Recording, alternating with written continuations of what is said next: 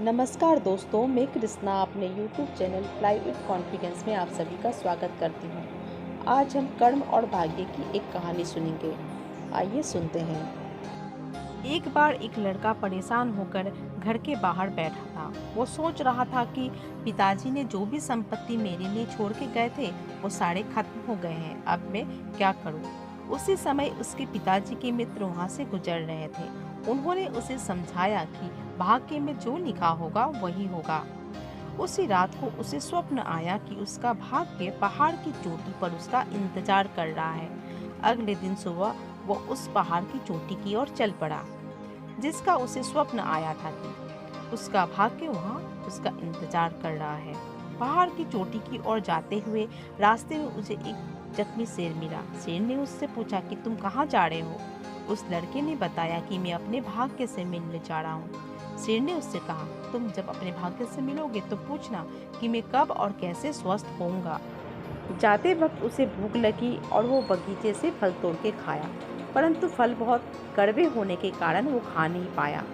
बगीचे के मालिक ने कहा कि फल बहुत कड़वे होने के कारण कोई नहीं खा पाता है, और जब उसे यह पता चला कि लड़का भाग्य से मिलने जा रहा है तो उसने कहा कि भाग्य से पूछना मेरे बगीचे के फल कब और कैसे मीठे होंगे।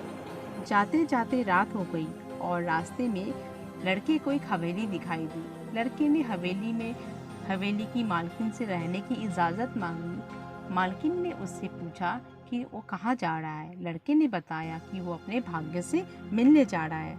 हवेली की मालकिन ने उससे कहा कि भाग्य से पूछना मेरे नसीब में कब खुशी मिलेगी। अगले दिन वो पहाड़ की ओर चल पड़ा और उसे पहाड़ में सचमुच उसके भाग्य मिल गया। वो लड़का भाग्य को अपने साथ चलने के लिए कहा और रास्ते में शेर, बाग के मालिक और हवेली की मालकिन के सवालों के जवाब भी मांगने लगा। भाग्य ने उसके तीनों सवालों के जवाब दे दिया और कहा, चलो तुम अपना कर्म करो, मैं तुम्हारे पीछे पीछे आ रहा हूँ। हवेली की मालकिन को लड़के ने बताया कि जब तुम शादी कर लोगी तब तुम्हारी ज़िंदगी में खुशी मिल जाएगी।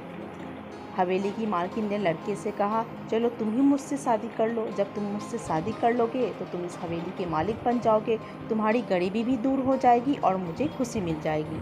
लड़का बोला, नहीं, मैं तुमसे शादी नहीं करूँगा क्योंकि भाग्य मेरे पीछे पीछे आ रहा है। बाग के मालिक के सवाल के जवाब में लड़के ने कहा, भाग्य के अनुसार तुम्हारे बाग में जहाँ से पानी आता है वहाँ सोना दबा है, जिस कारण बाग के फल कड़वे होते हैं।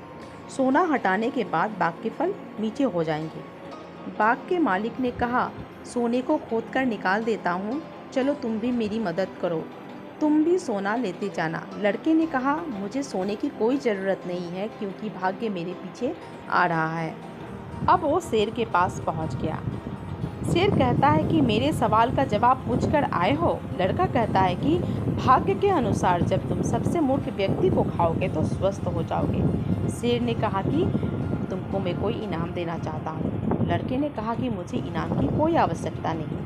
लड़के ने शेर को बताया कि हवेली की मालकिन ने उससे विवाह का प्रस्ताव रखा था और बाग के मालिक ने कहा था अगर सोना खोदने में वो मालिक की मदद करे तो उसे भी सोना देगा, लेकिन लड़के ने मना कर दिया। शेर ने पूछा, तुमने ऐसे क्यों किया? उसने कहा कि मेरे भाग्य मेरे पीछे आ रहा है। शेर ने आव न देखा न ताव, उसी क्षण उसको खा गया। शेर ने कहा कि तुमसे मूर्ख इंसान शायद मुझे और कोई नहीं मिलेगा क्योंकि तुमने भाग्य के इंतजार में गरीबी को दूर करने के 2 अवसर खो दिए। अगर तुम दोनों जगह अपना कर्म करते तो तुम्हारा भाग्य तुम्हारे पीछे नहीं तुम्हारे साथ होता। सत्य कहते हैं कि इंसान के भाग्य से बड़ा उसका कर्म होता है, जो स्वयं उसके अपने हाथों में होता है। आशा करती हूँ ये कहानी आपको अच्छी लगी। अगर अच्छी लगी तो कृपया मेरे YouTube चैनल को like, comment, share and subscribe ज़रूर कीजिएगा। धन्यवाद।